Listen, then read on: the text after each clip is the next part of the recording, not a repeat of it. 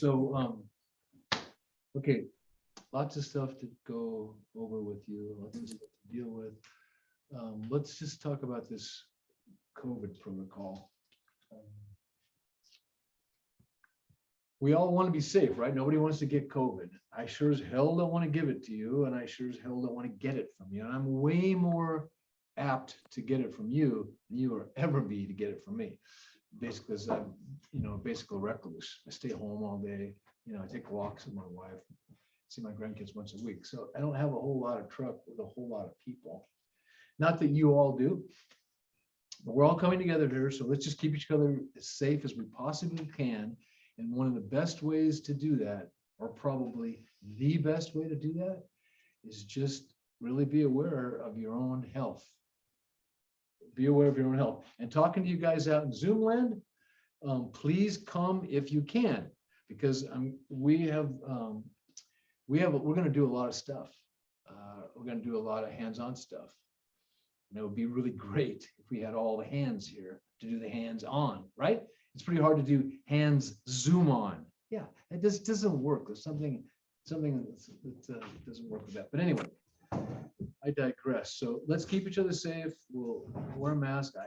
Unless somebody jams me, one of you guys, and says, "Hey, I gotta wear," asks me to wear a mask because I feel unsafe. I just can't. It doesn't feel good for me to talk this long with a mask on. So I'm going to stand back here, not mask. We've got the air purifier happening. We're trying to keep the doors open. We're going to get more and more light as we go forward. We're going to be outside, pretty much outside next week, our whole class, and the week after the whole class. We should be a good part of it outside. And I'll let you all know what we're doing as soon as I take the roll. So here goes. This is deja vu, man. Men and women, no women this time. Okay, Miguel. Here. All right, Miguel Barbosa. Let me see your face, Miguel. I saw you earlier, didn't I? Tuesday. Yeah, whenever you guys can, show me your faces, please. It's a name on a tile screen doesn't make me feel like you're here. Thank you, Miguel. Jesus.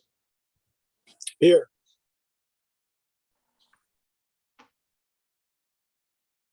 Lou.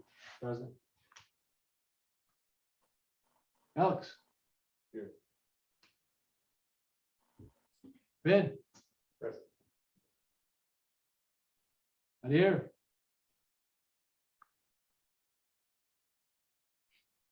Tyler. Here. What do you look like, Tyler, today? Ah, There you are. Wait, that's Zach. Tyler's still a tile. no, my computer doesn't have. All right, everybody's face but Tyler. Come on, Tyler, show me your face. Zach Higgins. Here. Yes, you are. Glasses and headphones. Evan Kasoy. Here. Connor Kelly. Here. D'Angelo Rangel. D'Angelo. Joshua Santana. Trent Sittlemere. Here. Meyer or Meyer? Meyer. Sittlemire. Trent Sittlemire with the glove sculptor. John Tapia. Okay, so we are missing D'Angelo and Adair. So if you guys at home, somebody comes in, I'll notice more than likely. If you guys on Zoom, if you're checking it out and you see Adair Gallardo or John Tapia come in, would you please? I'm sorry. D'Angelo Rangel or Adair Gallardo come in, say something. Unmute yourself and say something, please. Please do that for me. And God, where am I? I know I'm here at the Wake Center. Yeah, I'm at the Wake Center. I have taken roll. That much is, I know. Okay, well, hey, we're back. So really, this is pretty much the class that we've been doing last semester. with the addition of Joshua, everybody else, all you guys were with me in one class or another, right? Yeah, right. I'm not on there yet, 'cause I barely added the class, so today. A couple hours ago. Did you, that ad code I gave you? Yeah, Daniel, right? yeah, Dennis, Daniel Delgado? yes. And you used that ad code and it worked? Yeah. Okay, perfect.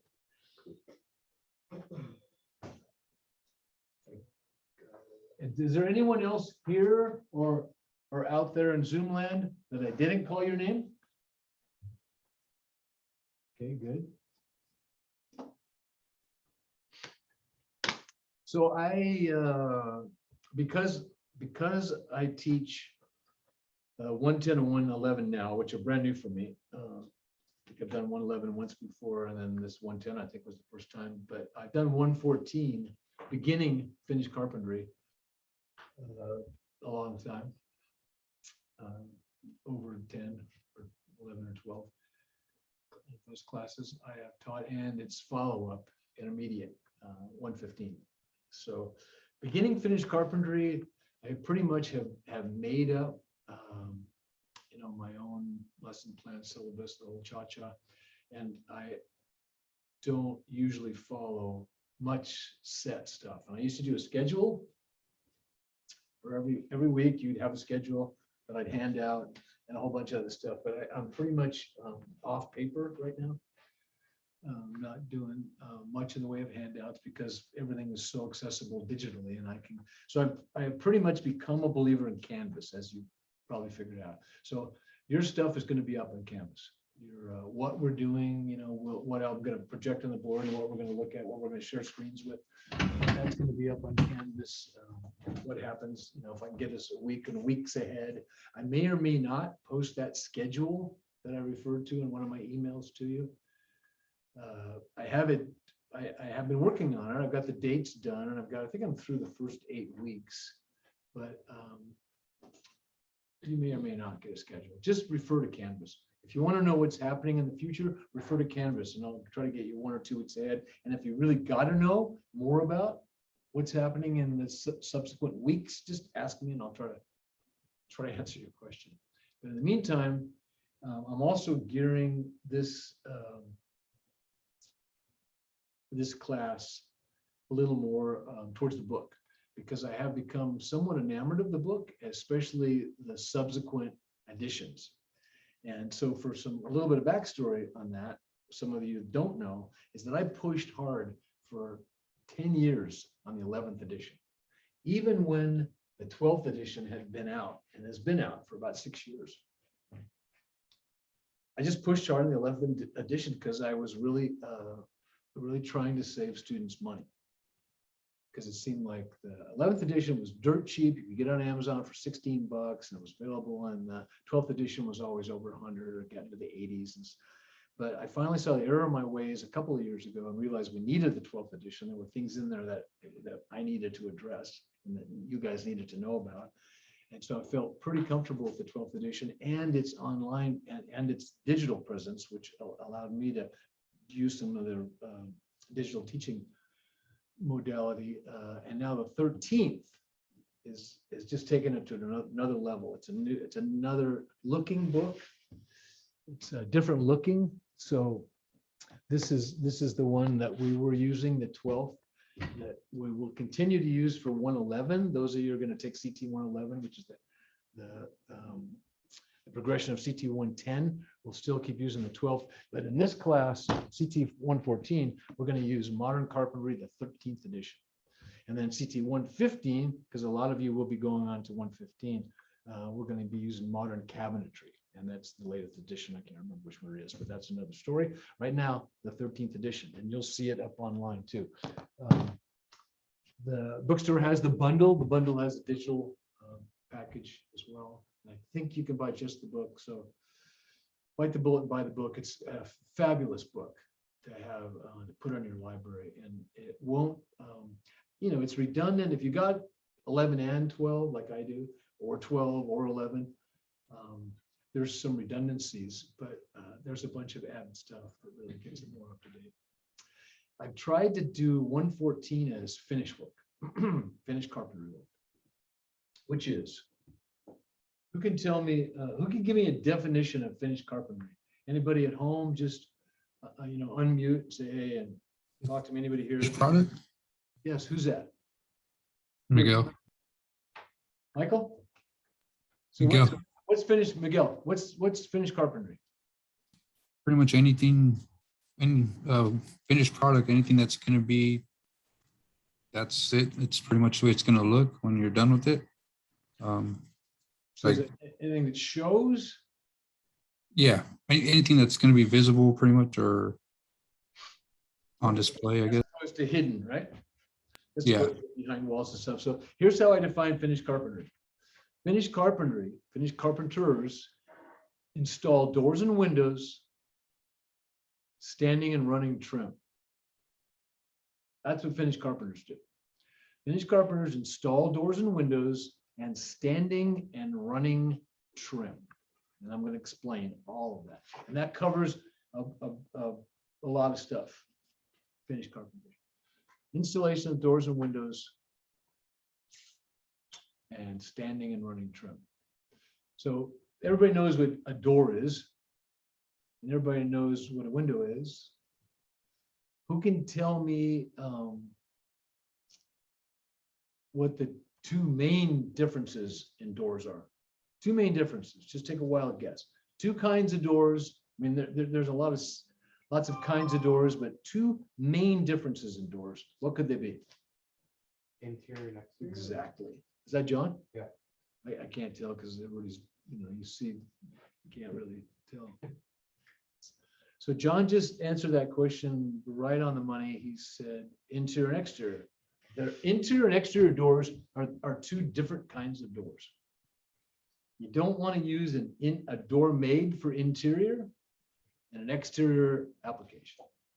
Don't want to use, of course, not that you don't want to. You can use an exterior door for an interior application. It just doesn't make sense to spend the money because exterior doors cost more money because they have to withstand the elements. You have to withstand water, right? You have to, they have to withstand dirt, and they have to stay closed and wind and all that stuff. But what's the main enemy of anything that's exterior? The sun. The sun. Water? UVs. Water is, I would say water is secondary, especially for us. Water would be secondary. Moisture, moisture is bad. That'd be number two. Number one is ultraviolet light. Ultraviolet light is so destructive, it's beyond belief. It just breaks things down. It breaks the cellular structure of things down. Ultraviolet light. So exterior doors have to be done with exterior glues. They have to be made a little bit differently. And the important part of doors, doors are a big part of the finished carpenter's art. Huge part. Because doors have got to do all kinds of things. They have to go into openings and fit tightly and securely. If they're exterior, they have to fit very tightly. They should fit against a gasket. They should be weather stripped. They should have no or very little, if any, light air leak, and certainly no light leak. They need to be thick enough to keep out the elements, to have a good R value. They got to open and close many, many, many, many, many times. So pretty much all of your doors that generally that we are going to be familiar with as finished carpenters are going to be butt hung doors. So, and I could just go on forever about any one of these things. I'm going to try to move myself along. So I'm going to share a screen and we're going to go through some stuff. I just want to give you a sense before I do, before I start showing you stuff on the board and on the screen and start going through this canvas show, just a sense of finished carpentry. So I sense that everybody has a pretty good idea what rough carpentry is about. Framing and forming, the stuff that generally doesn't show, the rough carpenter stuff. And then finished carpentry, as Miguel pointed out, is the stuff that shows. It's the stuff that isn't covered up by something else. Like when you frame a wall, it's anything but finished carpentry. It's rough carpentry because it's all going to get covered. When you hang a door, interior or exterior, you cross that threshold into finished carpentry. When you install a window, you're into finished carpentry. Now, it could be argued and has been argued that doors and windows are part of the rough carpenter or framer's art. And they used to be.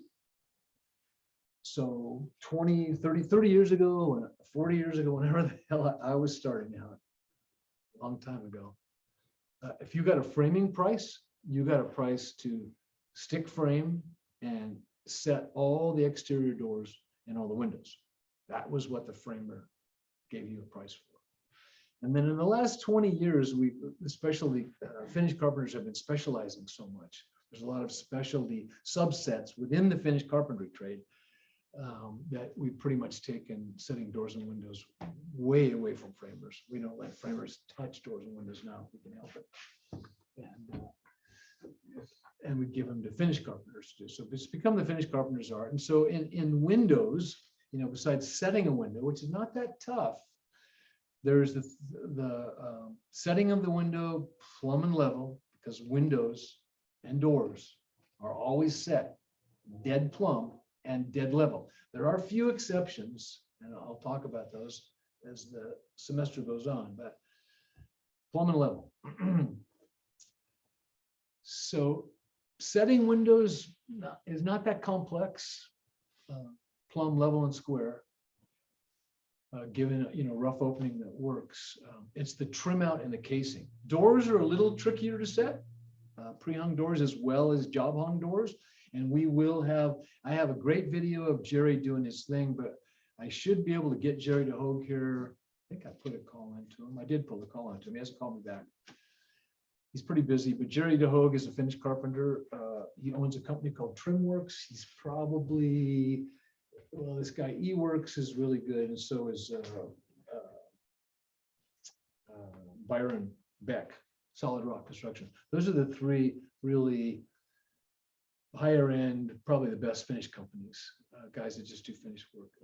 Jim Johnson is also really good too. So there's some good companies that do finish. Jerry is way up there, and he's doing that $160 million construction job right now in Montecito. That 300 foot diameter dome house that's got a planted roof. So the plantings just go on up, you just walk right up on the roof. Anyway, it's pretty interesting. I'll show you pictures of it at some point. I get to get a tour per Jerry, but Jerry comes and he's going to be a guest lecturer for us, and he's going to bring his unbelievably tooled truck and trailer. It's his trailer really. He's going to set up in there for us, and he'll job hang a door. So all these doors have been job hung by Jerry. So job hanging a door, which essentially you'll see how Jerry job hangs, but you'll also see how pre-hung doors are hung, because Jerry job hangs on the bench and then hangs a pre-hung unit in the opening. So you'll get some really good chops from a really good finish guy if you pay attention to Jerry. And then the trim. So the details of windows are usually not so much the setting. That's, you've got to set them dead level and dead plumb. And finned windows these days are relatively easy to set. There's a system to do it. And what weather stripping, waterproofing for the carpenter's part, our part, that's very important. We'll go over that. But it's the trim out, it's the casing. That's that standing and running trim. So doors get cased or bullnosed, or they get a Milcor corner, or they get no trim at all and the wall grounds to it. And I'll explain all those methods, but that's the finished carpenter's art, that casing. The trim around a door, the trim around a window, doors in both sides, inside and then outside. Usually exterior trim on doors is different because of exterior finishes. If it's plaster, it needs a ground. And if you don't know what I mean by ground, you will, I promise you. So hanging doors and windows, installing doors and windows, installing standing and running trim. Standing trim is door casings. That one's not cased, that one's cased. That window doesn't have any casing or trim around either. standing trim is door casings, wainscot, would be standing, running trim, chair rail, which is top of wainscot, baseboards, crown moldings would be an example of running trim. But trim, moldings, installation of moldings, finished carpenter's art. Cabinet making is a separate thing. So I will try to cover as much finish work as I can this semester. And then 115, I like to have it be about cabinet making. So I really like to give you as much of a semester as I can after a finished semester about begin, even though it's beginning, we're going to get into some stuff that's not beginning. So you're going to get more of a overall finish semester, and then 115, I'd like to focus as much as possible on cabinet making, because I think it's a really good thing to know, and I can do a whole semester on cabinet making easily. So we'll just see how it goes, because I actually, I have some stuff planned out, but I like to be flexible, and you do know we have a project. Well, all you know, we have a project, right? So that project, we didn't get it erected. We got slab done. With column bases in. Lou's gang got plumbing done, the sink installed, right? That's all plumbed. We have all the material out back. We have the two beams cut to length. And Josh, if you don't know what we're talking about, everybody else knows. Hey, all right, D'Angelo made it. No, you guys didn't pipe up and tell me. You gonna let me just mark him absent? Come on, man. You're your brother's keeper. Tyler, show me your damn face. Anybody else come? Did Adair come? Adair, did you come? No? Okay. So where was I? Okay, so we have the 6x10 beams for the structure that we're building on the slab that we did. They're cut to length. Ben? No. 6x10, Yeah. I was just. Yeah, 6x10. Those were our beams. We have our hardware. We have our column caps for the 6x10s. Column caps is it. We have our rafters cut to length with the proper plumb cut to length. We have a template for the double bird's mouth that we're going to do. We're going to bird's mouth and just lock these guys in with shed roof, shedding away from where you enter, where the sink is at the back, where it sheds off the back. And we have the angle determined for our freeze blocks. We're going to cut all our freeze blocks to length. But first, we're going to rip them with this angle. That's the angle. What does it say? Please do not touch. Leave for CT110. 123. 21. Yeah, I got touched several times and not by me, but that's okay. I can reset the saw just like that. So we'll cut that angle, that bevel, we'll cut them to what we need them. I've got one out there. I was going to show you guys out there. I've got one out there that's cut and fit, and then we'll cut them all the length. We'll cut the angle on the top, and cut them to width, cut them all the length. So basically that'll be a complete kit. We'll do that in the first couple of weeks, and then we're all going to get together, because I think a lot of you have 111. I haven't looked at the crossover, but I think a lot of you have 111. So 111 has a Saturday lab, and we'll be erecting that on Saturday. So we'll figure some stuff out. For some of you in this class in CT114 that don't have 111 and want to be involved in this erection, we can figure out some stuff. Yeah, no tittering about the erection. Nobody tittered, not even me. In my mind, I tittered. So yeah, we can figure something out. If you want to get involved in Saturday erecting of that structure, putting that kit together that we built, then we can maybe counter it against a Wednesday or something, or a Tuesday. We'll figure it out. And Rodney, that class doesn't start until after February 7th, is that right? February 9th. Oh, it's February 9th, okay. Oh, wow. So that's So first, it's a late start class. And it's and that's per Jim, because he wanted to get it all healed up It So it's- says it on the schedule, he just didn't reach out to anybody, so. when you're Oh, telling yeah, me- yeah, and I told somebody I was gonna do this. I was talking, who was I talking to?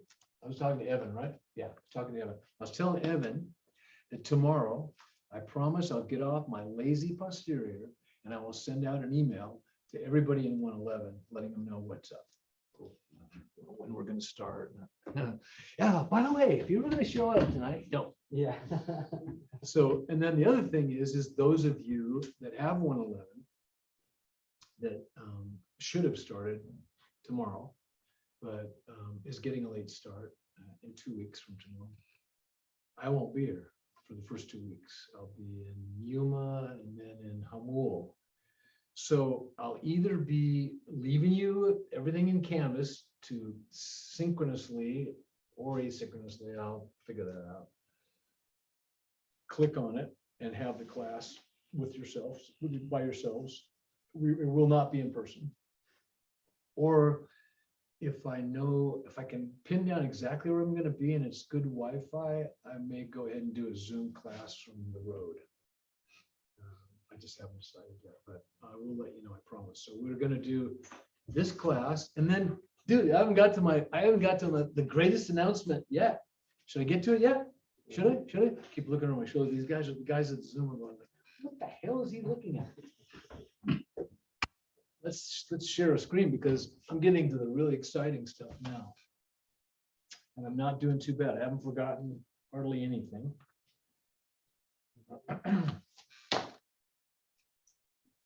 Did Adier make it? Okay.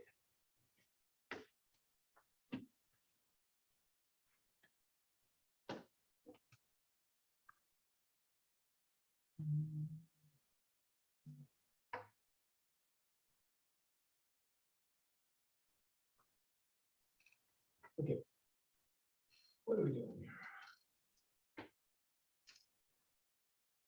And I take it no one had any trouble on Zoom getting in. The links are set up, should be piece of cake. All the few little glitches I had the last couple of days, I think I've worked them out. The one thing, I'll tell you that if you are interested in the syllabus, or when you need to access the syllabus, you can click on that tab right there. And all this stuff, course summary, that's all stuff that I will figure out a way to make it go away because it's nothing that you need to think about, worry about, or look at. Or me for that matter. Just click on either that part or that part. Bring up the syllabus. And there's your syllabus. It's a 2-page Word doc. We are going to go over it, but not right this second. I got some of this stuff. First. So you can go home or modules.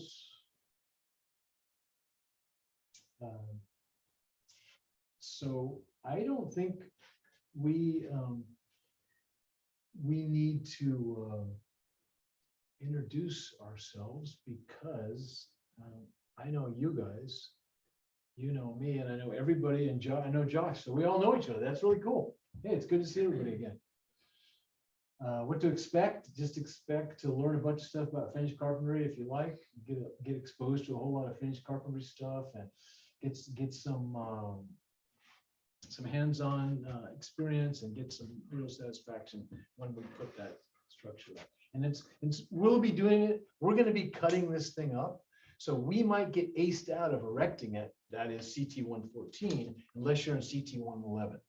Because 111 will probably be doing the erecting because they have that lab on Saturday to do the erecting. So if you really are not in CT111 and you want to get involved in that in any way, just talk to me about it. And we can see if we can get you involved as part of the credit for CT114, or just if you want to just show up. You can show up, period. You're all invited to show up and help put that thing up. It's not going to be not going to take forever, but it's going to be really cool and really fun. And just, bring your books, bring your phones and access to calculators and stuff like that. And then at some point, I'm going to give you a list the week before of stuff to bring to draw a scale. If you haven't gotten already, a 1/4-inch graph pad, the 7mm pencil, the 30/60 or 45 drafting triangle, and the architectural scale rule. Right? and a vinyl eraser. Okay, so let's go right to our safety meeting. I got a bunch of new safety meetings. All from all over the place, so, okay, here we go.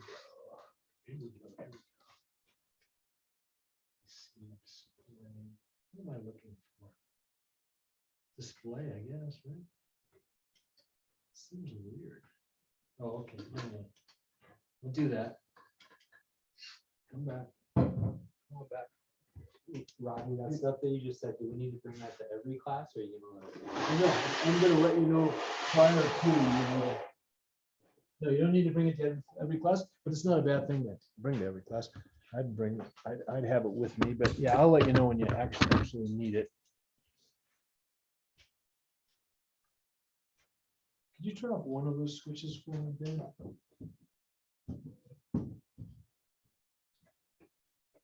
Okay.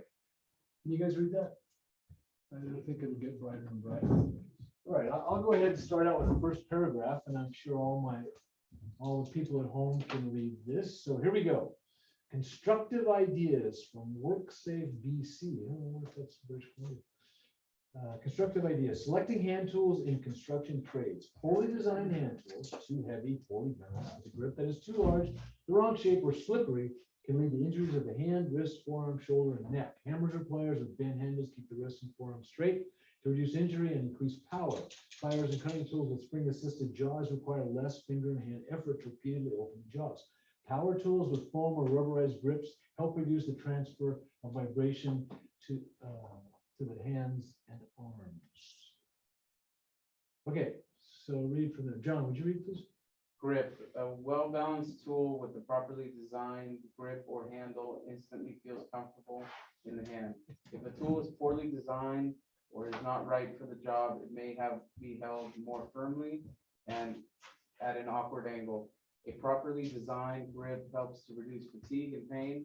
Consider whether the job requires a tool with a pistol grip or an inline grip. When significant power or torque needs to be delivered, select tools that allow for a power grip. The hand makes a fist with 4 fingers on one side and the thumb on the other, similar to holding the pistol grip of a power drill. A well-balanced tool with a properly designed grip or handle instantly feels comfortable in the hand. Miguel, can you read handle size, please? Miguel Barbosa? Yeah, the right sized handle is one that allows the hand to go more than halfway around the handle without the thumb and fingers meeting. The recommended grip diameter in most cases falls between 50 and 60 millimeters.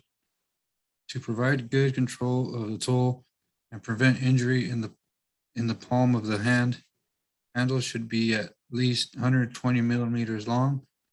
A precision grip, when the tool is pinched between the tips of the thumb and fingers, is primarily used for work that requires control rather than a lot of force. Handles for precision tools should be 8 to 13 millimeters in diameter and at least 100 millimeters long. Lewis? Grip surfaces. The grip surfaces of hand tools should be smooth, non-conductive, and slightly compressible to dampen vibration and better distribute hand pressure. Avoid tools that have grooves for fingers. For most people, the grooves are either too big or too widely or closely spaced. The resulting pressure ridges across the hand can damage nerves or other soft tissue. Grooves along the length of the handle are intended to prevent slipping, but can also cut into the hand and create pressure ridges, particularly if the tool is in continuous use. If a grooved handle is the only choice available, ensure that the grooves are many. Narrow and shallow. If it is available, try a grip shape that is non-cylindrical. Triangular grips measuring approximately 110 millimeters around at their widest part can be quite comfortable and help to increase power. Evan? Wait. Weight is often a problem with power tools and tools such as axes, hammers, and saws. To reduce hand, arm, and shoulder fatigue, The hand tool should not weigh more than 2.3 kilograms. If the center of gravity of a heavy tool is far from the wrist, its maximum weight should be reduced.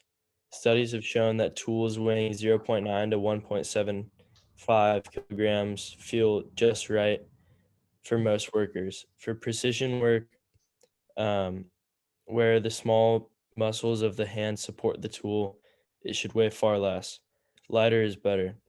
Heavy tools can be made easier to use by suspending or counterweighing them. Avoid tools that have grooves or fingers. Heavy tools can be made easier to use by suspending or counterweighting them. Ben, triggers. Triggers. Many power tools have a trigger that is operated either by the thumb or one or more fingers. To avoid hand and forearm fatigue, look for tools that can be activated by either hand. Also, the trigger should have a mechanism that holds or locks it in place while the tool is being used. Triggers should be at least 25 millimeters long for a single finger activation and 15 millimeters long for two finger activation. Use four finger activation only with suspended tools. There is no definition for an ergonomic tool. Look for hand tools that have features such as the ones described. If the tool fits the right one for the worker and the job, whether or not it's called ergonomic. Good point. George, what's going on? That's what's going on. All right, let's turn that off for now. Push right this second. Back over here. So we all are tiled together again, all tiled together. All right, I'm going to deal with a couple of housekeeping things and then we're going to take a break. I need to try to give us breaks at 45 minutes. And if I go longer than an hour, somebody get my eye. I don't want to fatigue anybody out or myself. So I think 45 to 50 minutes is reasonable and then having a break. If you notice, our class is shown on the roster as 6 to 10:05. See that? Raise your hand if you want to be here till 10:05. Alex just said, "Hey, if one person wants to stay, we have to stay." Al, just How kidding. was that? Hey, get a rope! Get a rope! Yeah, nobody raised their hand? Okay, so, and I don't either. I think it's really patently absurd that any of us should have to work or go to school or whatever we all do all day, come here and try to be as awake and aware as we can, and then have it go for 4 hours. I'm sorry, it's just not working for me. So if you have a problem with that, you need to come and see me, and it would be better if you came and saw me personally. But in the meantime, I hope to not keep you past 9 on any given night. Closer to sometime after 8, I'll be looking, for us to, finish up at some point between 8 and 9. On the first night, I might get us out of here considerably early. We'll see. We'll just see. I got a little bit of ground to cover.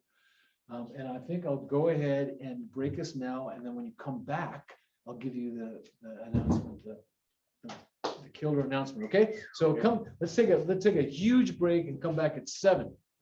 Okay. It's about 14 minutes. See you at 7 o'clock. All faces.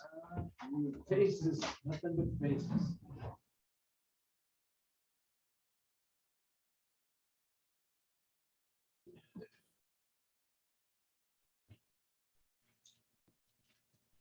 Hey, welcome back. I'll turn that heater off.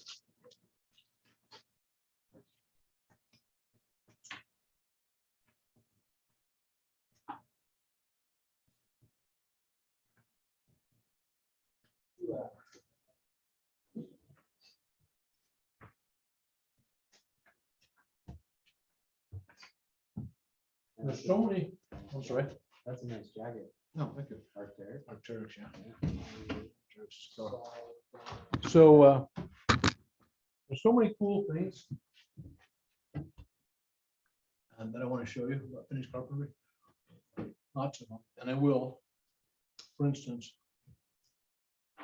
see all these circles around here? I show you guys how to show you guys, any of you guys how to spin out circles? Okay, we're gonna learn how to spin out circles, hopefully this semester. We're gonna learn how to cut 30-degree shoulder miters, which is the best joint known to man. Rabbets on the table saw. How to use a router, but the thing that we're gonna do that is the most fun, except for Lou, because he's a vegetarian, it'll still be fun. You just won't be enjoying the time. He won't be having the kind of enjoyment that us omnivorous humans will be having. Because we will be eating the pizza, which means all my Zoom people, you gotta come. We have a field trip next Tuesday. We're not coming to Wake. We're coming to UD Construction at 74 Arrow Camino. I'll pull it up here for you. It's on canvas. There'll be another announcement, at least one. So come. If you can't come, I will bring the laptop and I'll set up. We'll do Zoom. We'll Zoom it for you. We'll Zoom it for you. Okay. So, but come, really, please come. And I'll communicate with you maybe as the week goes out. See, because I know Zach can't make it, and Michael Silva, who doesn't need to make it, is not in this class because he's had this class. So I think Zach. Rodney, where is that? Where, like, what area of the town is field trip going to be in? Do you know where the airport is? In Santa the Santa Barbara Airport or Goleta Airport? Santa Barbara. Well, there's only one airport in Santa Barbara, and it happens to be in Goleta. Oh, right. So that airport. Yeah, I might be able to make it in that Oh, case. cool, man. Yeah, so it's out there in Goleta. It's on Arrow Camino, which is a street off of Hollister, just off Hollister, between Hollister and the freeway, between Fairview and Los Carneros. Closer to Los Carneros. Is that where that motorcycle shop is? Is that on the same street? Is it Precision? I don't know. I don't think so. I mean, I own property in that street for 20 years, and I don't remember there being. Is it the same time as the normal labs? Same time as the class. All right, I'll be able to make it in person then. Cool, man. Great. I love it. Because I'm gonna have pizza. I'm gonna try, I need to get a count. So actually tonight I'll poll everybody here, see what I can kind of accounts I can get. So I know how much pizza and soda. I'm sorry, I keep trying to show it in the side of my head. How much pizza and soda. So gonna get a count here.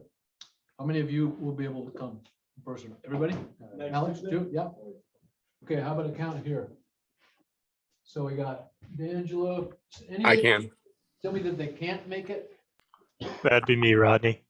Who's that? Zach? That's Zach. Yeah. No cheese item. So I won't be able to make it, Rodney. Yeah, I can use it. Zach? Just not me. Who else? Miguel, I won't be able to make it. Miguel, you can't make it? Yeah, I'll have to tell Mushroom. Miguel can't make it. Anybody else? Anybody else at Zoom? Connor, you can make it? Yeah, I can make. Jesus, Josh, He's thinking vegan. Oh. Yeah, I can make it. I can make it. Tyler? Okay. So just Zach and Miguel. Evan, okay. And Miguel, if you're gonna be down here, man, come down and do it. So, and Miguel's at least in the same zip code. So, or area code. So, okay, cool. Dan's gonna make it. So Jen Delgado's here. And star means can't be at field trip. Okay. So I don't think any of you have been on that field trip. Right? No? No. Okay. Well, I haven't done them before. As a matter of fact, I did them remotely. The last couple of years, I filmed and did a remote field trip, but we'll have pizza. And as I was at great pains to point out, I'll have flavored water for you. It won't be sugared. And then once we're nice and full, then we'll start talking about what a commercial cabinet shop does, and cabinet and millwork shop does. And then we're gonna have hopefully Victor, who's an incredible cabinet maker. Works for construction. He's he usually builds out jet aircraft interiors.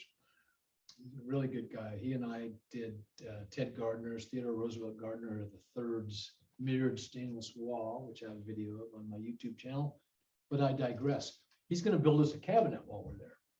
So we'll see how these larger shop tools and use in a production cabinet shop, how you can make them just make one cabinet. It's just all the same system.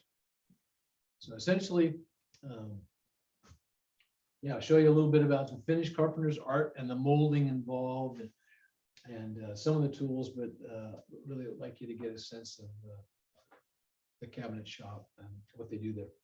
It'll be a fun outing. It'll go till 8 or so. 8:30. It won't go past 9, and I'll feed you. So come, okay? So I'm planning on having everybody there. I haven't talked to Adier yet, but everybody there except for Zach and Miguel.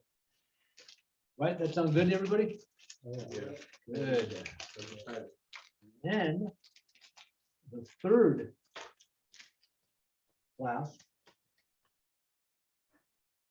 we'll be back here and we'll go out there and we'll cut those bird's mouths, those blocks, cut the angle on them, and do all the chamfers.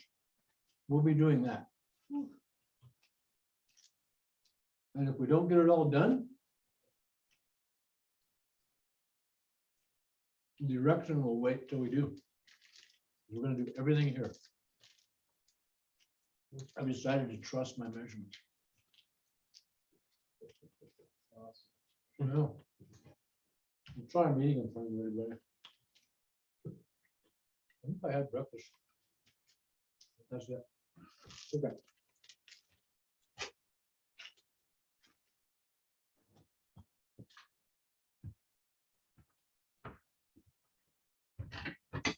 What's next? Do we do a safety meeting? Yeah. Was that your fun announcement? Yeah, that's the announcement. Okay. Field trip next week. That's the announcement. That's a big announcement. Now, let's get even bigger. And get, let's see, the safety meeting. What else is, what's next? Last syllabus. All right.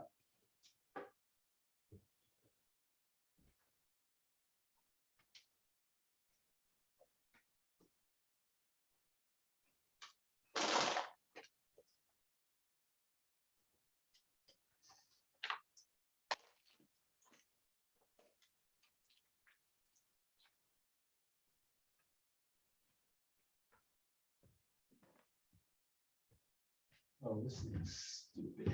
Come on, what's wrong?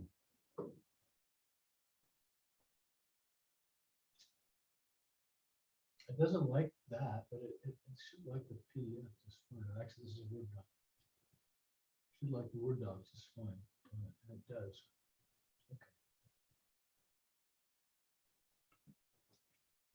Oh. We're on 3 pages. Oh, it's on 2 pages, but anyway, here we go. You go to that tab.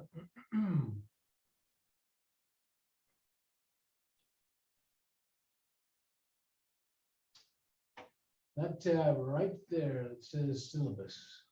That's what'll come up. Take it back. That's what'll come up. And I had put it, I embedded it in week 1. So if you're ever looking for it, you want to look for it in week 1, it's in week 1, but it's here under syllabus with all this other extraneous stuff, which I hope to get rid of soon. But that's an easy way to get to it. And then when you're there, here we are. So if you need to get your memory refreshed as we go along, this will tell you the beginning date, which is today, and the end date. Now the end date, I need to print that schedule out. I got a little confused. I'll talk to you about it next week. when when I finished messing with that schedule. Seemed like I had too many weeks, but anyway, believe me, you won't get any more weeks from me than you need. Or that is called for. So there's me, and you know to call me or text me, right? I'm accessible and available. The best email is the Utsters one. Pipeline, now that we're off break, I will be checking Pipeline again at least once a day. But I check Utsters multiple times a day.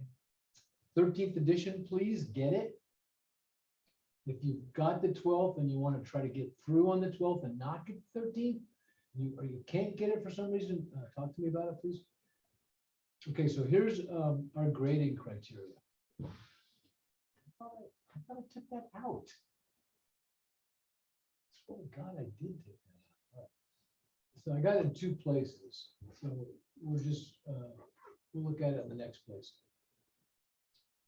So what this course is designed to do with you guys is to introduce you to finished carpentry with an emphasis on residential wood construction. Designed for students who have taken CT114 or who have some prior experience in carpentry or construction.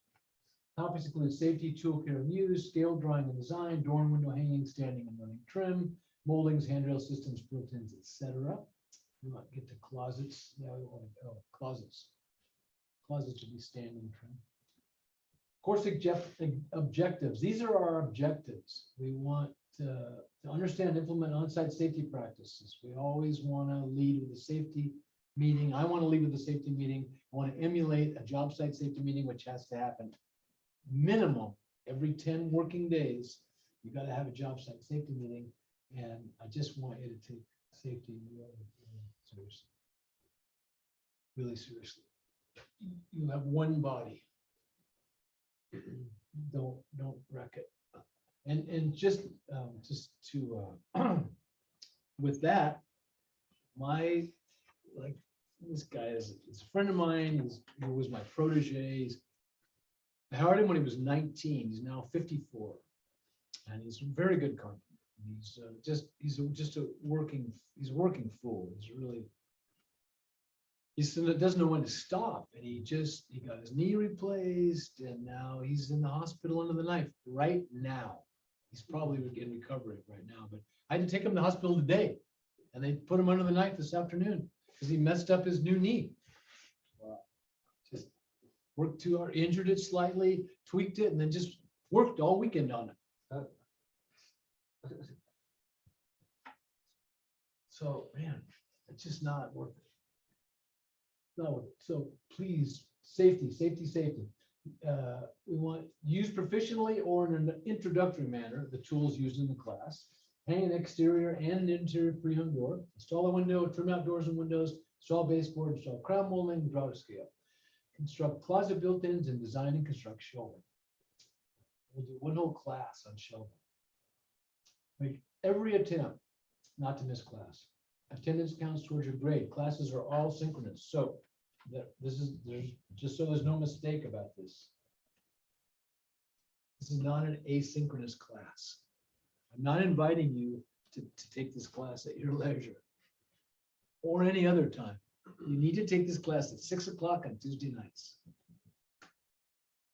And if you can't be here, do me the courtesy of calling or texting me.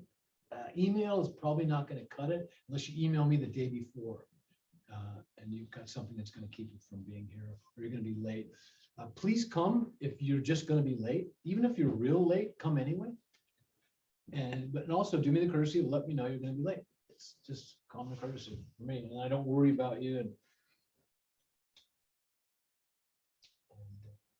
I can, write excused on your attendance. Just said that, call, text, or email, make every attempt not to be late or leave early, do your weekly reading assignments. This is the foundation of class discussions. That's usually on the schedule. So I may get that out, but I'll let you know probably after tonight. It won't be tonight.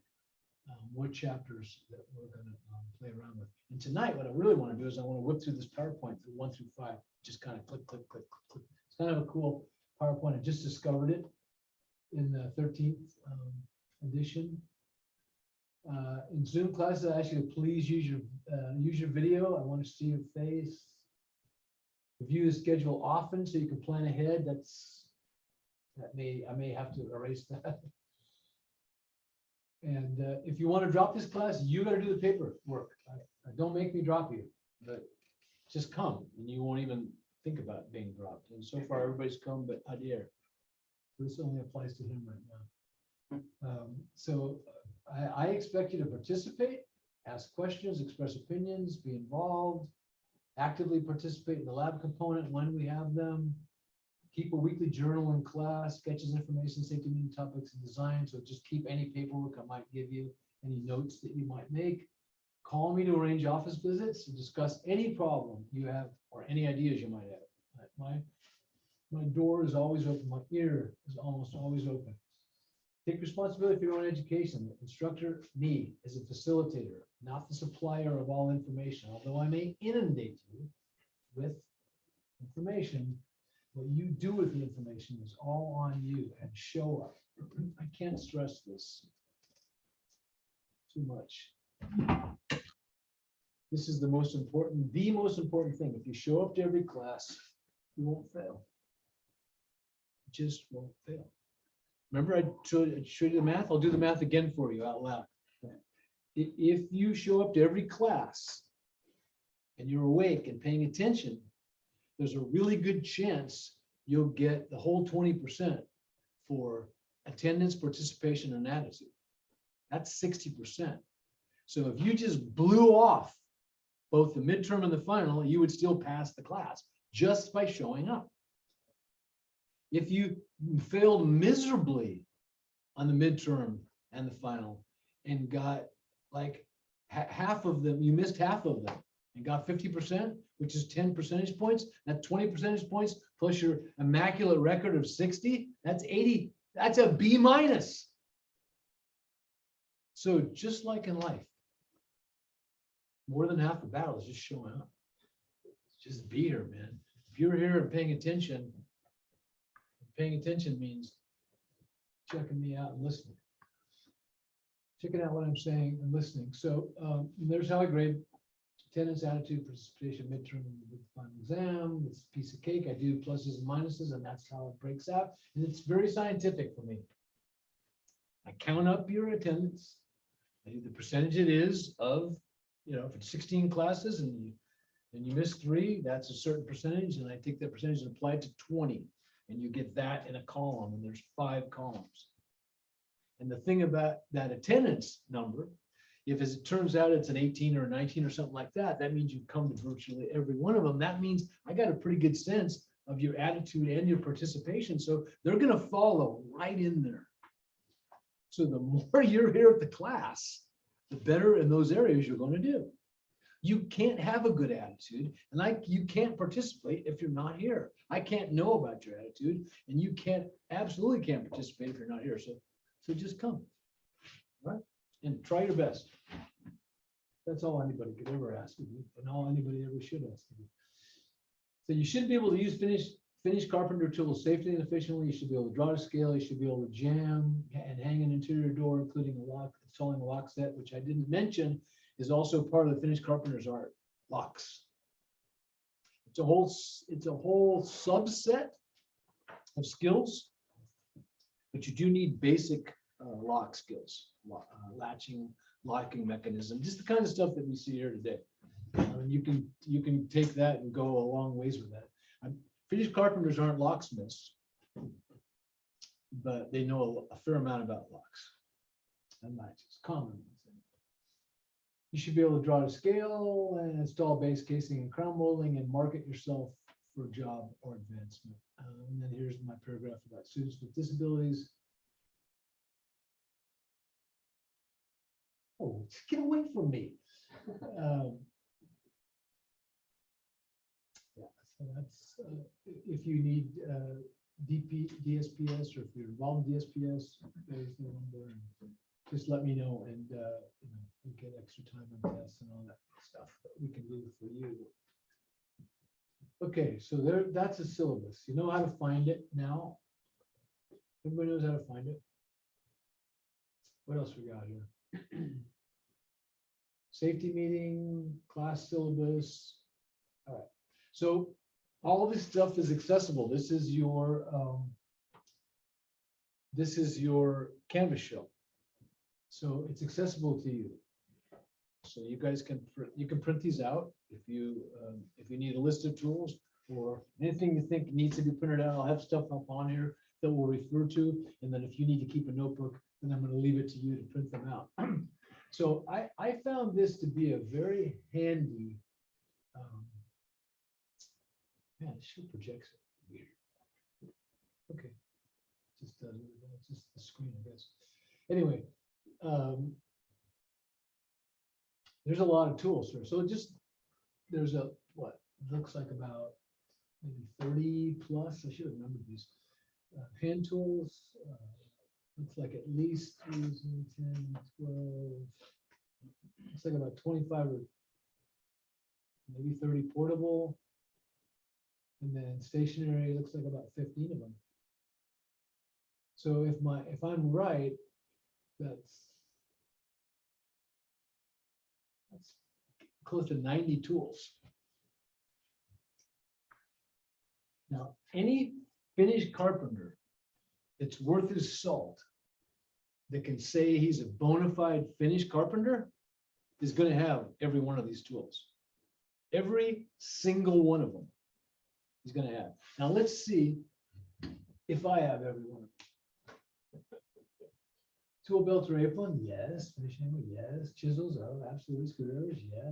Multi-tool is the best. I'm sure you all know what I mean. If you don't, ask me at some point what a multi-tool screwdriver is. Wrenches, you got to have sockets, open box, adjustable presses, Allen's, Torx, nut drivers. You got to have wrenches forever. Nail sets and nail punches, the 3 basic sizes, a must. Scratch awl is really a good thing to have. I can't show you these things because my personal little tool things back home in my basement. Razor and utility knife, nail pullers, lineman pliers, in cutters, nippers, cat's paw, all that stuff for pulling nails, all of it. Flat bar, gotta have a blue bar. Framing square, duh. Adjustable square, duh. Sliding T-bevel square, duh. Speed square, duh. Angle finder, you should have one. Levels 2, 4, and 6, 8, absolutely. Metal shears, compass, scribe. Some of you may not know what a compass / scribe is. I'm sure all of you know what a compass is. But a compass is a scribe, and I'll show you that. Not tonight. A straight edge of some sort, circular saw guide, which if I haven't shown you guys how to make one, oh, I'm going to show you that. Have I? Circular saw guide? Okay, it's a killer thing to do. It's a killer tool you can make for yourself simply and easily, and you'll have it your whole life if you take good care of it. And you can make different lengths, and they will serve you. I will do a little. I'll do a little thing for you, some kind of a module. I'll show you how to make this guide and how to cut interior doors or exterior doors, but interior doors for carpet or whatever you got to cut them for. There's a trick to it too. Let me tell you. But I'll tell you more than that. So C-clamps, pipe clamps, bar clamps, pinch dogs. Some of you don't know what those are. Most of you don't. Hand screws, but Jerry will tell you about pinch dogs. Hand screws, which I just showed Lewis what they were, and maybe you guys will see them because I ordered some. I should be getting them hopefully any day now. Hand saw, 8 and 12 tooth, all saws, and saws are a big part of finished carpenter's art. All saws are designated by their teeth, right? So now dovetail saws, not so much. There are one type, and back saws. Also, back saws are designated by teeth. I'm thinking of European and Japanese saws, which are on the pull cut. Yeah, they're designated by teeth. So it's usually tooth count. In hand saws, it's tooth count. So it's usually teeth per inch. And same thing in circular saws, it's teeth per inch. Oh no, take it back. Circular saws, it's the amount of teeth on the whole blade. And then straight hand saws, like what you're picturing, it's number of teeth per inch. Back saw is a kind of a saw. Dovetail saw, another kind of a Japanese pull saw. Jigsaw is also, by the way, not a power jigsaw, but a hand jigsaw and or coping saw. Contour gauge, which if I had one, I'd show you. I do, but not on me. A block plane, low angle, which I just got a new one, and it's my house. Jack plane, which is a bigger plane, hand plane, and sanding blocks, which are super important. Sanding blocks. Oh my gosh. Sometime we do anything, well, I'll show you killer sanding blocks I've got, but finished carpentry tools. Can I make a question? Go ahead, please. So just a little bit of a backstory. Where I work, there are several carpenters. Normally they have these stabilia Levels. levels, and they say they're super expensive, and Yeah. they have different shapes and so forth for windows, for doors, and I see them looking at them like for 30 seconds. So it works fine for them. And then recently, just a Finnish carpenter came in to work on cabinets. Yeah. And he came in with an Empire, the blue one at Home Depot, that type of level, Yeah, but it's digital. yeah. And his tools are fest tools. So there's like a difference. So the carpenters that I work with are like Milwaukee and DeWalt, and they have really expensive Right. levels. And then this other carpenter, it's not an expensive one, but then it's just a different brand. The other carpenter has Festool? Has fest tools, and then but he owns digital Empire levels. Yeah. And then I asked him, hey, so what do you think about these other levels that are more expensive and they're just a bubble? And he said, they're great, but this just works fine for me. Levels, level. I mean, was there a question? Are they better? Was that the question? Right, I was just intrigued by, wow, this guy is a Finnish cabinet maker, carpenter with really high-end tools. Yeah. And then it's not that he doesn't have a high-end level, but you know, he wasn't going for the most expensive Right. stuff. Because he did go for the most expensive finish tools. His Right, portable power tools. If he's got Festo, he spent as much money as he can. right. And well spent, I might add. It's well spent. They're fantastic tools. Heads above almost anything else, but Makita and Milwaukee are they're catching up because Festo's kind of taking the lead. But I think your guy's probably right. I mean, Stabila is like they're made in West Germany and they're really precise, but a level is a level. A level is level. Bubble between the lines is a bubble between the lines. And personally, if I were doing finish work all over again, I'd probably have my old levels. I have a 30-inch Stabila in my car that I keep. But I'd probably have my old Funk Dog levels, but I'd buy myself a small laser, $200 green projecting laser that can project plumb and dead level. And it's self-leveling, it's as level as it gets. But point well taken. The guy's got top of the line finish tools and he's got a Home Depot level. Do you really need to spend $200 on a level? The answer is no. You know, definitely do not. Yeah, I'm just appalled at how much Stabila levels cost. Mhm. I mean, their torpedoes are like $90 for a torpedo level. Right. This is crazy. So as you can see, in portable power tools, what do we got? 3, 6, 9, 11, 15, 20, about 35 or 37 tools. So by the way, yes, I have owned all those tools. All the ones I listed prior, all those hand tools, every single solitary one of them. Now let's see. Laser level, yeah, circular saw with various blades, router with router bits, chicken saw, sliding table, adjustable bevel miter saw, table saw with various blades, dust extraction collection, belt sanders, orbital sanders, oscillating sander, biscuit or joining tool, a domino. There are dominoes in there. Cordless drill driver, cordless impact drill, fine type multi-tool, plunge saw, plunge router, laminate trimmer router, power plane, boring jigs. And by the way, boring jigs, there's template guides, which are jigs for cutting the mortises for hinges and for the lock sets, That's a pretty much one. The Templaco, we have one. I'll hopefully show you that, or you'll see Jerry's when Jerry does this thing for us. But then there's, well, the boring jigs are the Templaco jigs, which is the kind these days, and those are for boring your lock sets.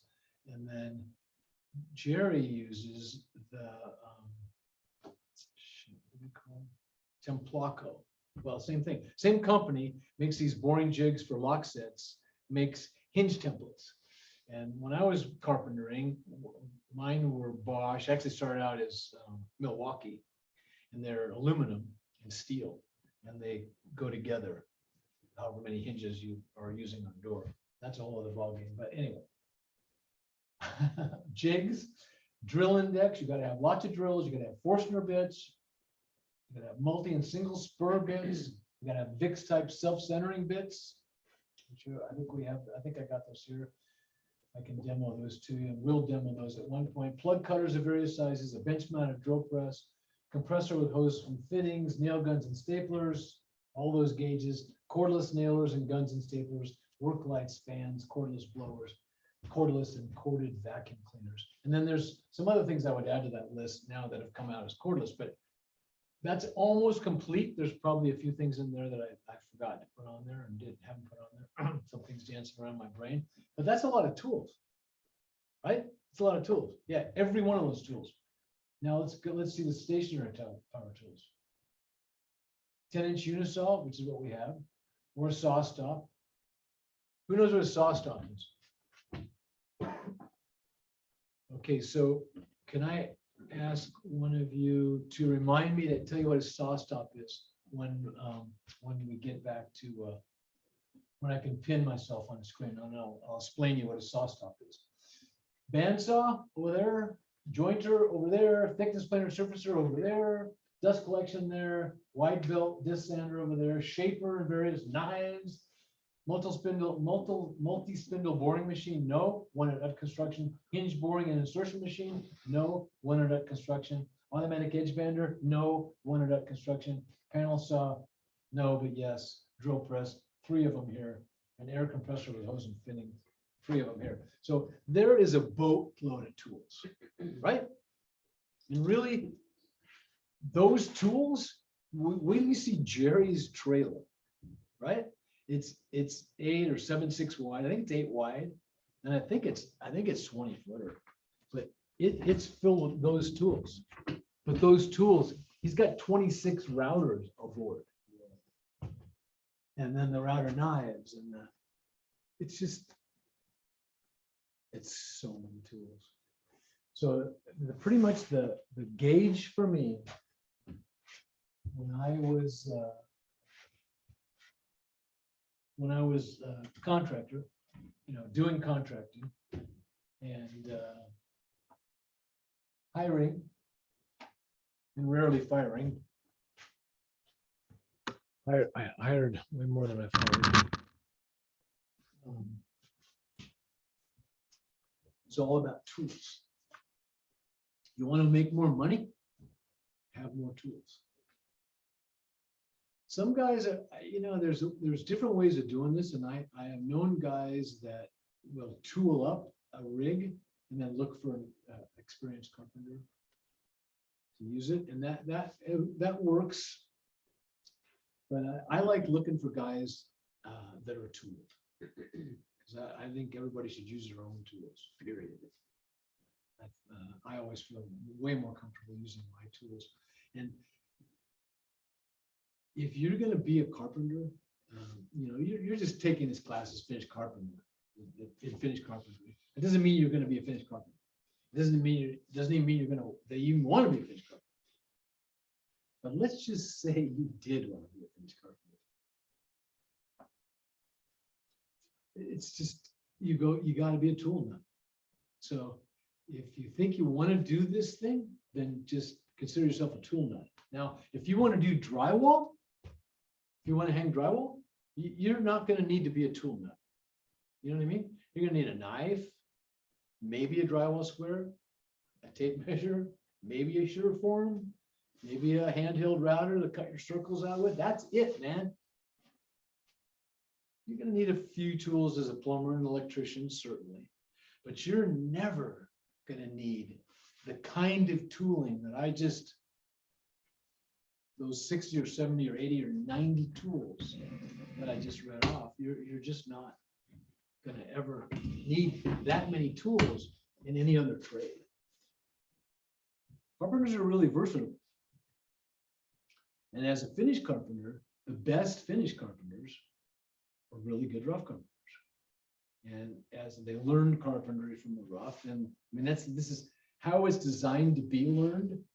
You learn about rough carpentry, then you learn about finish carpentry, because we cover the rough with finish. And then you understand how buildings go together. And the reason why I think carpenters are absolutely top of the food chain, absolute top. If you take all the people, and we can make a list, and we've done it more than once, all the people that are involved in building a house, there's lots, well over 30. And I don't mean individual people, I mean sub-trades. Carpenter's the most important, and the reason is the carpenter has to have the overview. The electrician does not need the overview. The electrician doesn't really care what's going on with the roof all that much, or with the gas into the house, or whether the drains drain, you know what I mean? The HVAC guy, he's got some things to be concerned with, but certainly not a lot of stuff, and certainly has nothing, almost nothing to do with the foundation. Any one of the sub-trades. Painters, foundation guys, what do they care about the roof and the finish work? They don't at all. So it's all these various related because we're all trying to accomplish building something. And yet unrelated sub-trades, unrelated because the electrician and the plumber are not related. Their stuff should not cross over either. It should be separate. We all are organized, all these sub-trades are organized to build a house, to construct something, a house and or an office or a apartment building or store, all the things that we build. Carpenters generally have the overview, can read a plan and tell you what's going on with the foundation, can tell you what's going on with the framing and the beams and the roof. And consequently, everything that sheaths all that, because the natural progression for a carpenter, in my mind, is to go into finish carpentry. Now, some people want to stick with rough carpentry, and that's fine, and they like rough carpentry, and they're framers and they're great framers. And you know, and it was just never my bit, personally. I just saw it as you know, rough work is fun and it's great, and you get a lot of show out of it. But I like the finish work. I like the stuff that shows. I like the fine woodworking. I like taking the time. I don't much like paying for the time. But you know, really, you look at a door, you look at a plan, right? And you got a number in your head, and the number is X amount per opening. So you do your takeoff. And let's say that takeoff is 2 man-hours per opening to hang a pre-hung door, to case it out, and install a lock slip. And you take off 40 openings, 80 man-hours. You give yourself a mess up factor, 10 or 20 and 15%. You add that to it, and you come up with a number based on what you are calling out your man-hours are worth, and whether or not it's a cost, or whether there's profit handling involved, or you get cost and then put profit handling. But you figure all that out, and you come up with a number to hang doors based on a unit cost of labor. Now, your guys aren't working by the piece because it's illegal to work by the piece. Your guys are working by the hour because it's legal to work by the hour. And that's the only way it's legal to work, by the way, is by the hour, unless you're a contractor. If you're a licensed, bonded, and insured with workers' comp and liability insurance contractor, then you can give your boss a price. And you can say, okay, I'll hang these doors for X. But you wouldn't be working for him if you had that license. You'd be out doing your own stuff, right?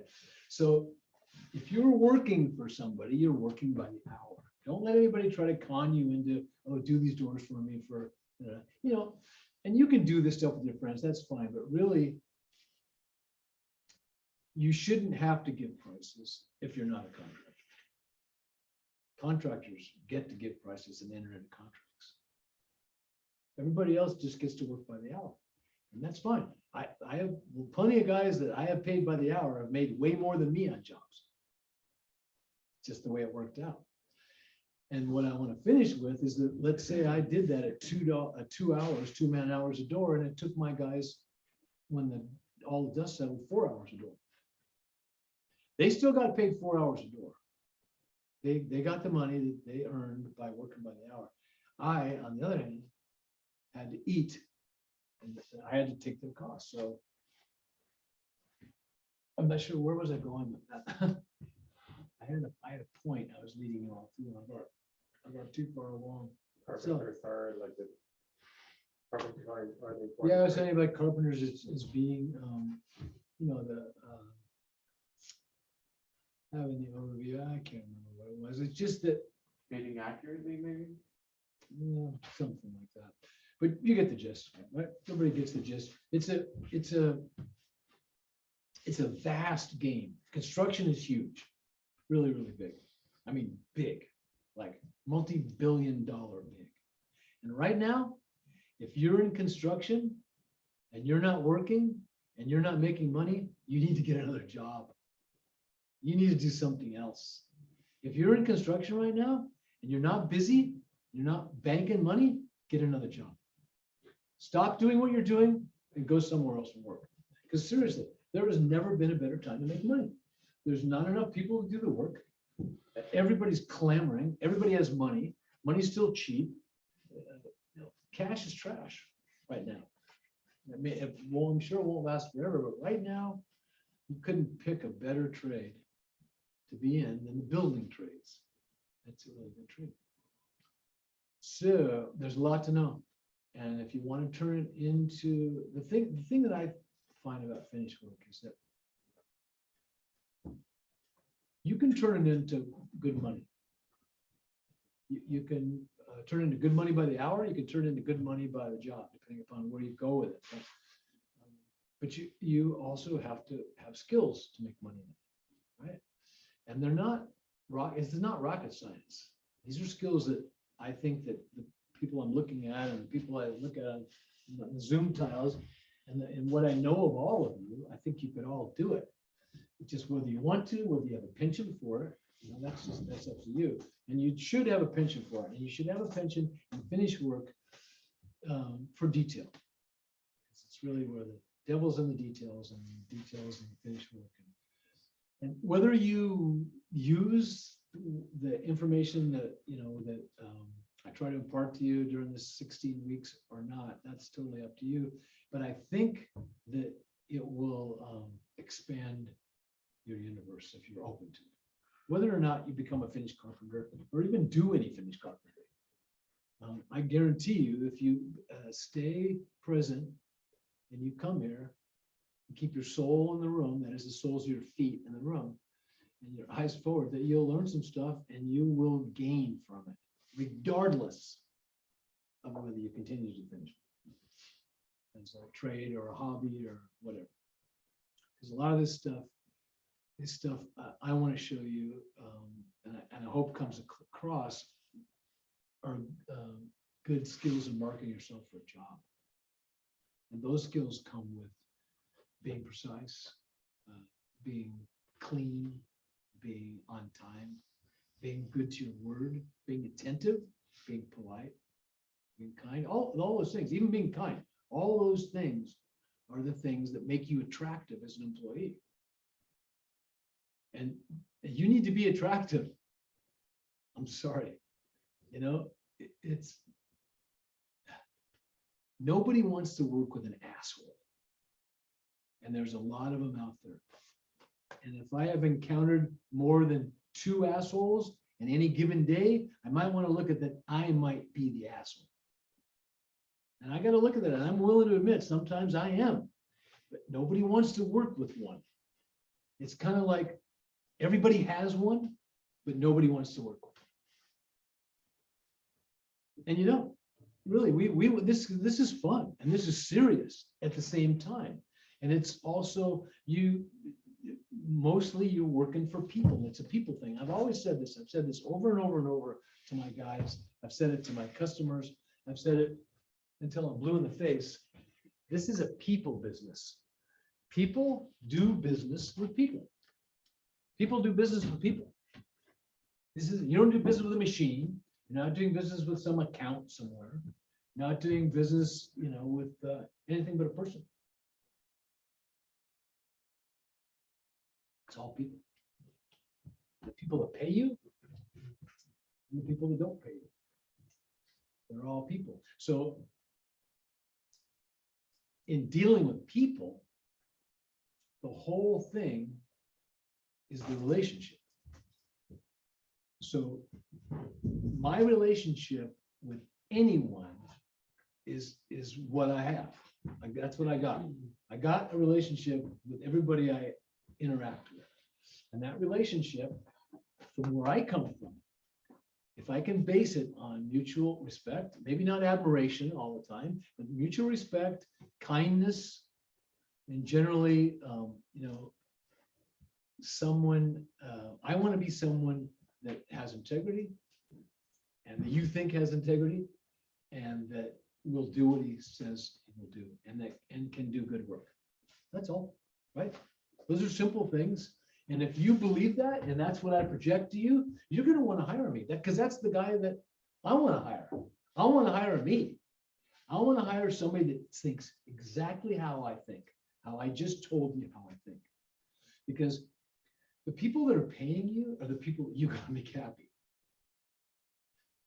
You don't have to make yourself happy. That's the booby trap. That's the booby prize, not the booby trap. That's the booby prize.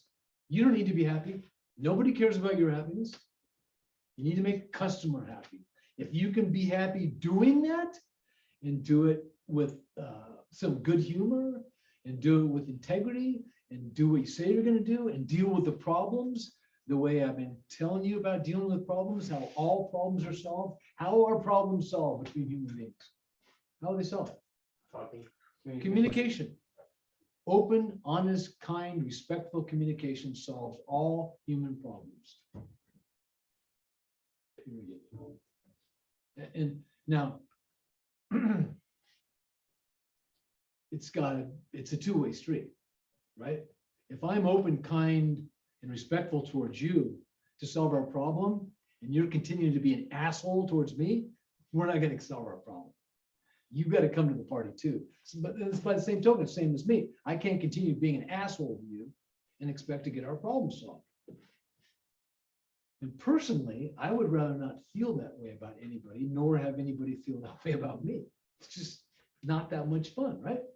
I would rather be that guy that you like, that does what he says he'll do. He understands what a commitment is, keeps his commitments. He's kind, polite, respectful. He's got a good sense of humor. Now, that's not that much to ask, right? Those are all soft skills. Those have nothing to do with carpentry, right? They got nothing to do with an edge on a board or whether the joinery is correct or whether you've got a gap in your miter or not. Nothing whatsoever. And yet, those are probably as important, if not more important, than those skills that you might have or might not have. They go a long way. Now, you should have the skills. Skills are important. So let's learn some basic skills. So what do you say? It's 10 to 8. You want to press on for 10 or 15 minutes and then we'll just call it? You guys want to do that? You guys want to do that at home?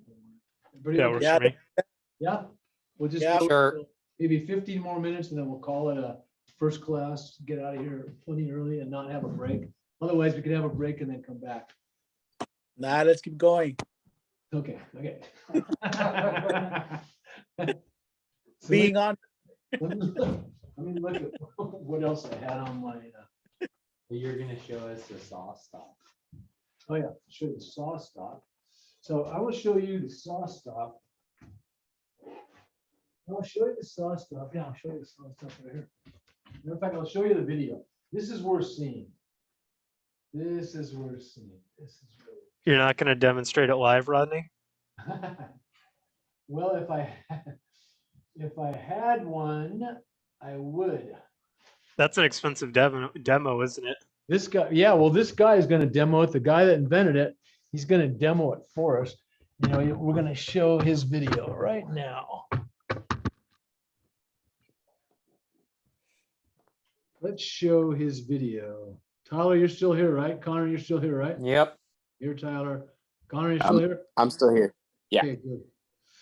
Okay, so share and where are we? Okay, let's get out of here. There.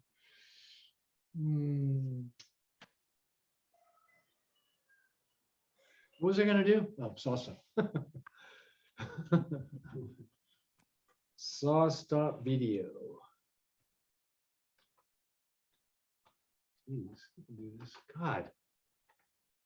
Saw stop. Let's do the, should we do the hot dog video or the finger video? Let's do the finger video. Ready?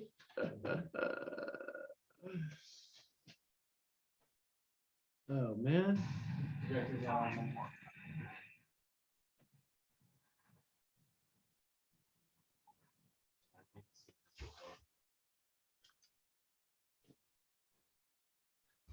Okay, we're gonna let the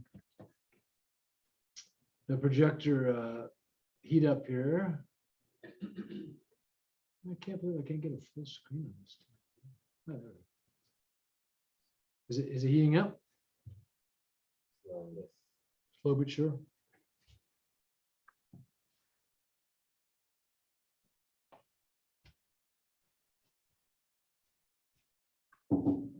Okay. So when I found out about this saw, I bought one. The minute I found out about it, I didn't waste a day.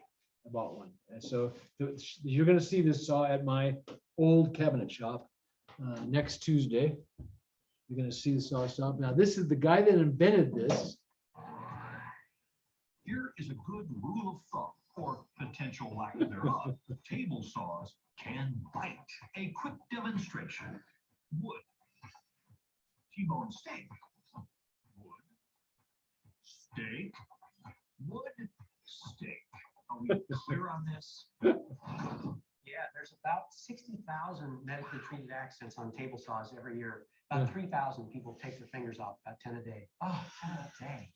Steve Gass, a lifelong woodworker, is trying to bring that number 10 down to 0.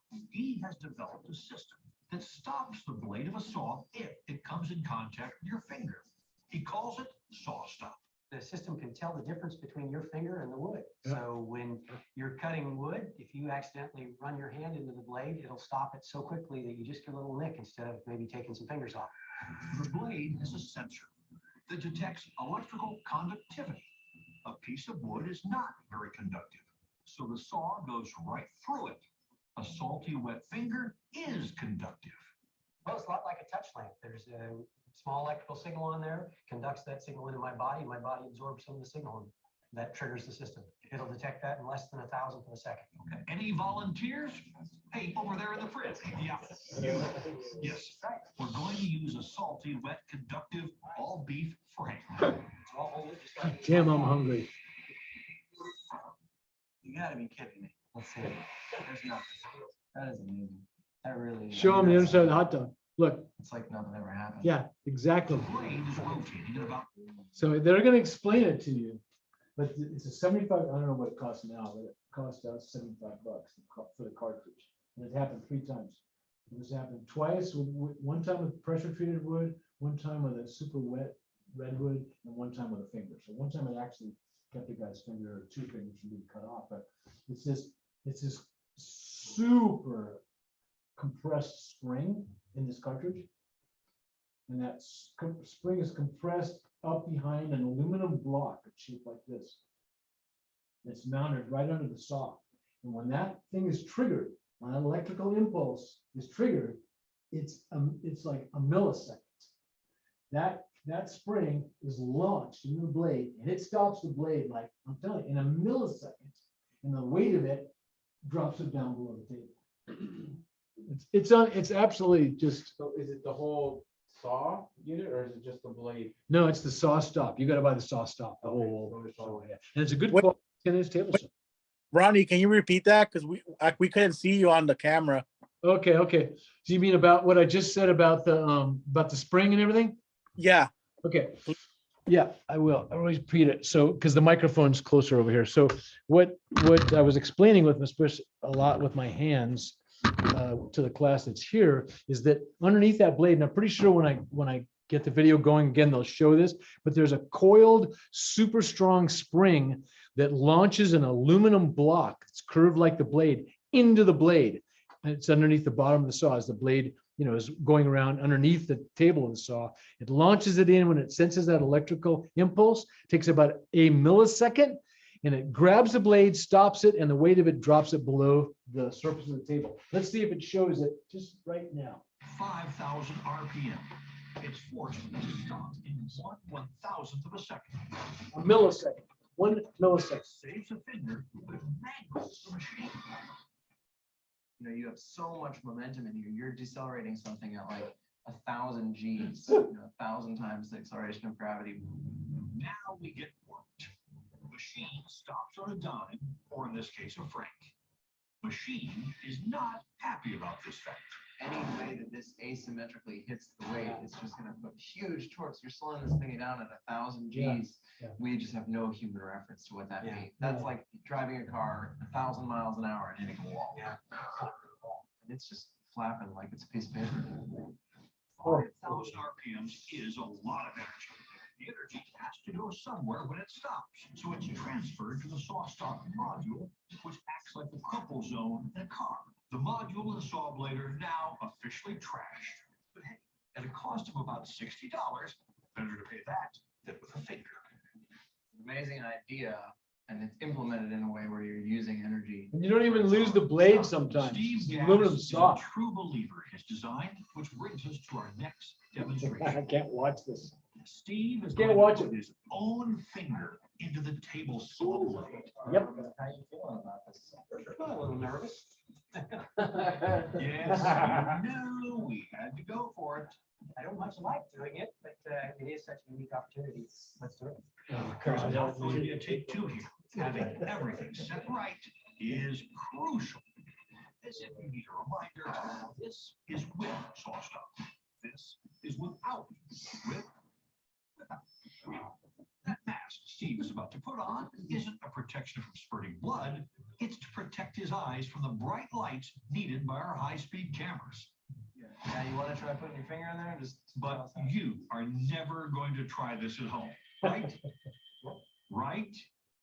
Yeah. Fine. No, never. Lights, camera, conductivity.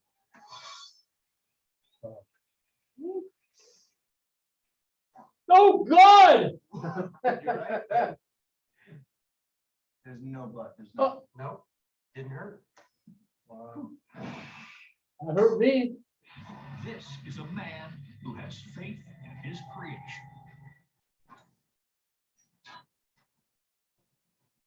Giving the blade the finger. Now, we bet you've never seen this before, a finger being shoved to a table saw. At least, we hope you aren't one of those unlucky 10. We know the machine stopped, and we know nobody got hurt. But we gotta say it. Ouch!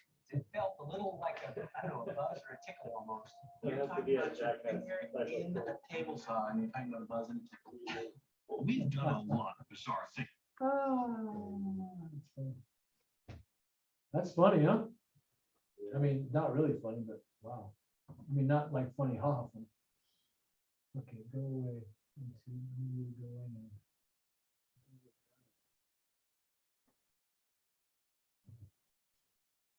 Huh. Things in our lab, but somehow Okay, how can I get this? Let's see where to X out of it.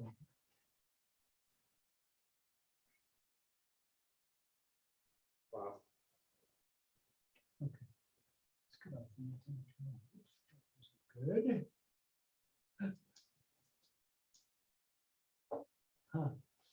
So do you guys see anything out there? Okay, okay, let's get me, I'm all messed up now. get us back to Zoom here. How can I do that? Oh, you know what? I guess I can just go. Does anybody need a table saw? What's that? Does anybody need a table saw? You have one per se. Yeah, What do you have? the craftsman, this old kind of junky one, but it will work. Okay, there we go. Is it portable? Okay, so I want to just look at one more thing and see if I had anything else.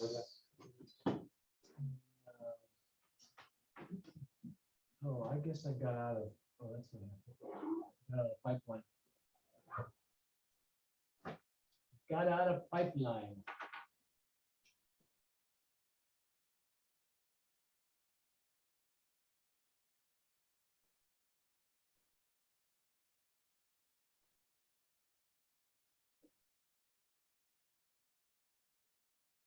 Just see if I had anything else here. That's the Stannis, no, wait, that's the pool below Gibraltar Dam. that Cindy and I rode our bikes to this summer. I had the most incredible swim. Oh, so fun. Okay, so finish PowerPoint. Yeah, so I didn't do the PowerPoint. Oh, well. I didn't do the PowerPoint. Okay, didn't do it. I didn't do it, right? So let's just give me your attention for a few minutes longer. Anybody have any questions? Questions about finished carpentry or anything I've talked about? Or told you about? No, any of that stuff? Huh? How many people here? I don't have the. I'm just wondering, just by a show of hands, how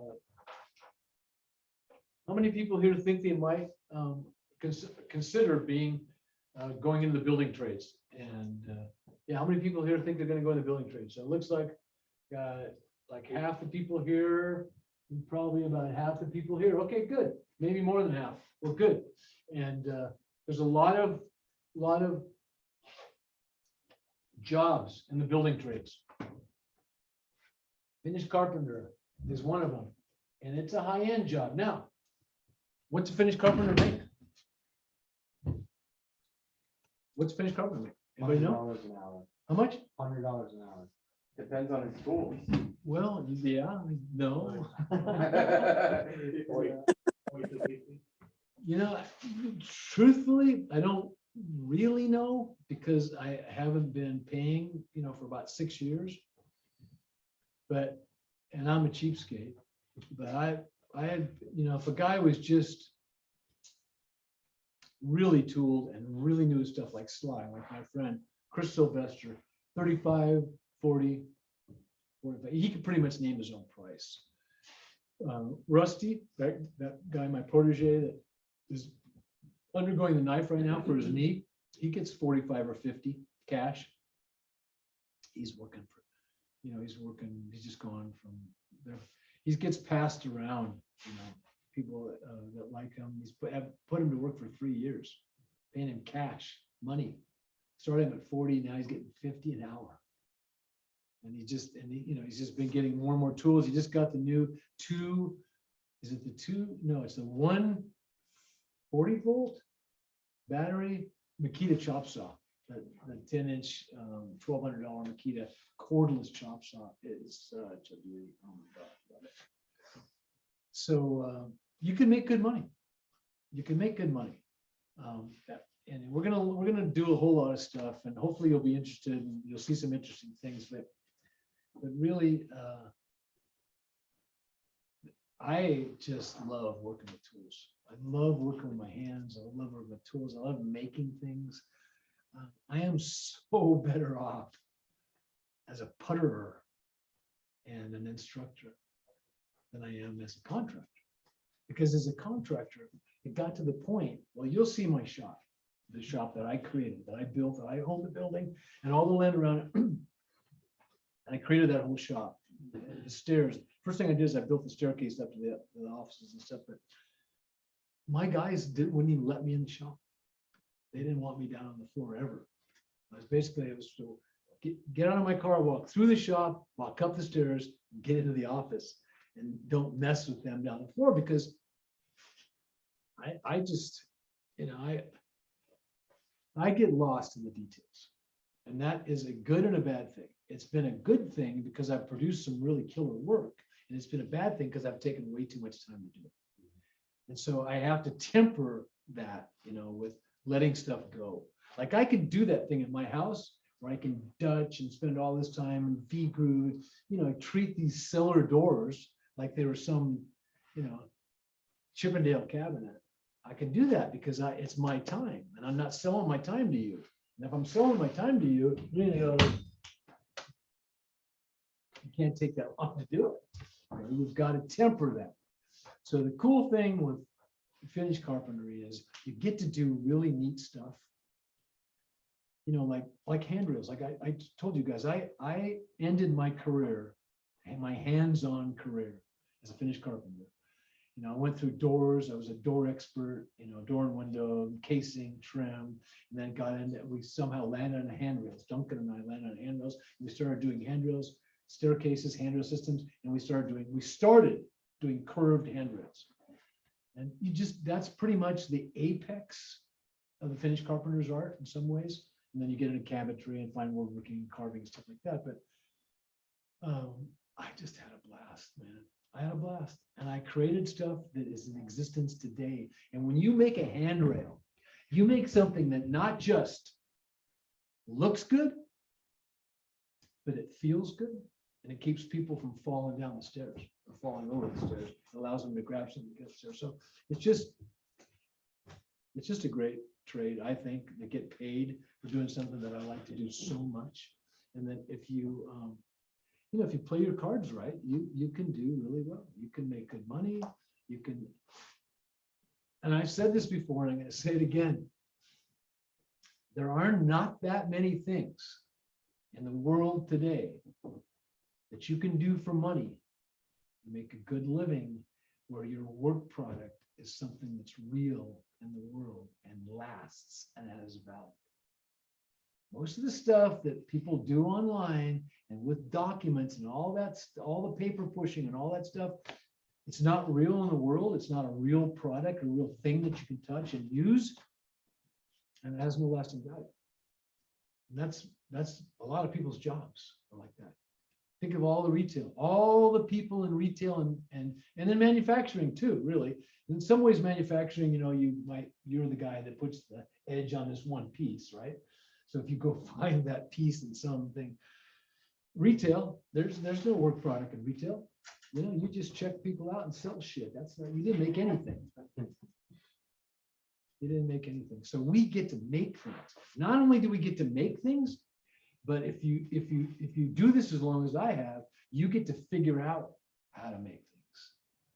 You get to figure out how to do it, and then you have some control. And then if you're really lucky, you get to design and make things and figure out how they go together and keep yourself challenged all the time, and then do things that have lasting value. Okay. So next week I will post at least one, if not two announcements. I don't think I'll need to post a map link or anything because I'm going to have the address. And if you don't know how to use your phone or your computer yet to figure out how to let it tell you how to get someplace, get another job. Seriously, I'm kidding. So we'll see you. Try to be there before 6. We're going to take a little time. We're going to eat and socialize a little bit. Okay.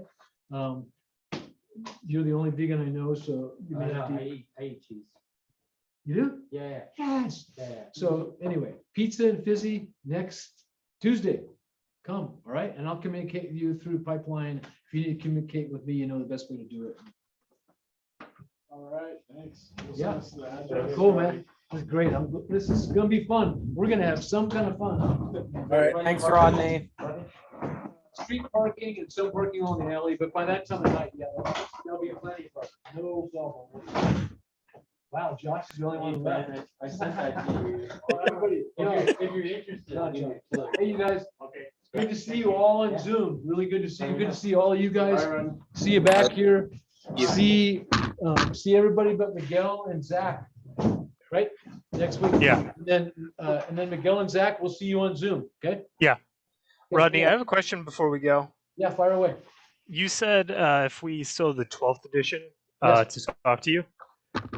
So, what kind of differences are there between the two? Because I've been looking and I haven't found a whole lot other than, the chapters are numbered differently. So like Yeah. chapter 20 is chapter 21, but the chapters seem to be pretty the same. So as we get into them, let's just see. And I'm going to be getting into it more and more. And I'm going to be bouncing off my 12th edition. So I'll try to figure out exactly what the difference is. So you don't have to pop for the new, but I really like the new because it's got these great PowerPoint presentations and all this stuff. But I think we'll be able to get through with your 12.